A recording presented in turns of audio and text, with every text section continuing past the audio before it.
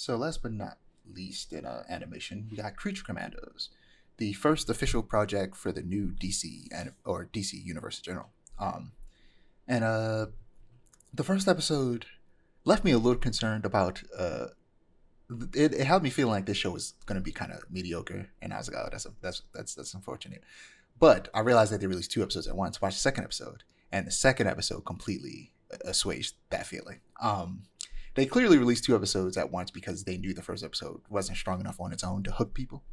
The first episode was mostly set up for the plot, and they confirm that James Gunn's The Suicide Squad and Peacemaker are canon to this universe, by directly referencing that Rick Flag in this show who's voiced by Frank Grillo, is the father of the Rick Flag from Suicide Squad. This is Rick Flag Senior. That didn't make sense to me at first because I thought Frank Grillo was way too close in age to Joel Kinnaman, who played Rick Flag in the movies. But it turns out Frank Grillo is 59 years old. He's way older than I thought he was. I thought he was in like his 40s. Oh wow. And yeah, he's 14 years older than Joel Kinnaman. And in the series, he's 14. He had his son when he was 18. So I was like, okay, that makes sense. That makes sense. He's old enough to play his father.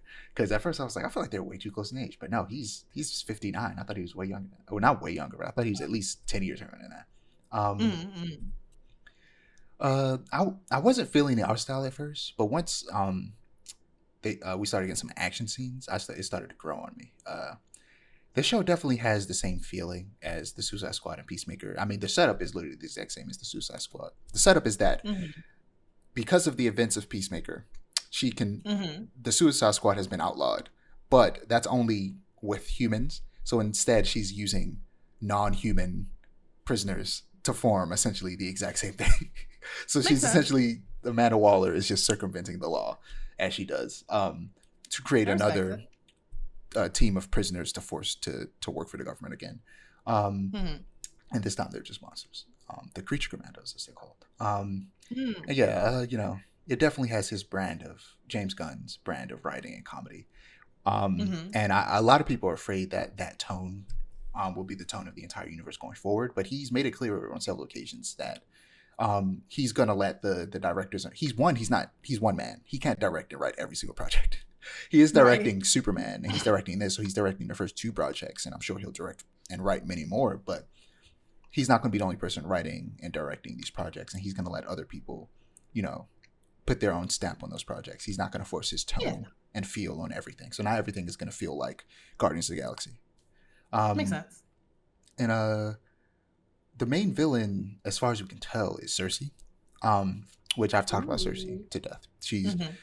She's second most iconic Wonder Woman villain, but only people who read comics would know that. Outside of that, she's not really known. So I'm glad that people are finally getting introduced to Cersei. And she's being played by Anya Chalacha, who played Yennefer in The Witcher live action. So they definitely didn't hire her. Like I mentioned it before when we talked about like the trailers, but like all the people who are voicing these characters will also be playing them in live action whenever they show up in live action. Makes sense. So they didn't get Anya to not play this character in live action. So even if the character does die, she's the goddess of magic. She's gonna pull some magical bullshit to come back to life. Right. So like she'll be back if she dies in this, but she probably won't even die in this. I'm being honest. There was a really cool fight scene between her and a character called the Bride, which is essentially like a Bride of Frankenstein type character. That's really fun. Interesting part of the story, I guess slight spoiler alert, is like they go through her creation, the Bride, and how a character being played by David Harbour, the sheriff from Stranger Things, he's playing Frankenstein, and essentially in like the mid 1800s, he asked his creator. I assume the creator's name is Victor Frankenstein. I didn't check the credits if that was the creator's name because this is the DC universe. Maybe they changed his name. Right. He asked him, like, make me a bride. I deserve love. So he did. But then in a very weird way that I hope that they tackle later, again, spoiler alert for the show, the second episode, you should watch it also. If you want to, it's pretty good so far. I might. He essentially, the doctor Frankenstein ends up teaching her how to be a person, and then ends up sleeping with her in a really weird kind of grooming type way, because Ugh. she's obviously is a corpse brought to life, but is still kind of human. So she is like regaining that humanity and starting to learn how to be a person. So he's essentially, it feels like a father-daughter relationship at first, and Ugh. then it goes to a romantic relationship. And then, as you can Ew. imagine, Frankenstein, or not, Frankenstein's monster catches them. His name is, I think, Eric. Eric catches them and then kills Victor. And then him and the bride are now butting heads because, he just killed her lover and creator. Right. And they've been, now this is, then it gets real, again, I'm hoping James Gunn really does a good job of properly dissecting these heavy topics of where, like I said, there was a level of grooming there. And then also, Frankenstein feels as if he has an ownership over her because she was Ugh. created for him. And part of the story is him constantly hunting her down and trying to force her to marry him. And it is definitely played to be purposely creepy. I believe so, and I hope so, because it definitely feels that way. It feels like he's supposed to be purposely meant to be creepy.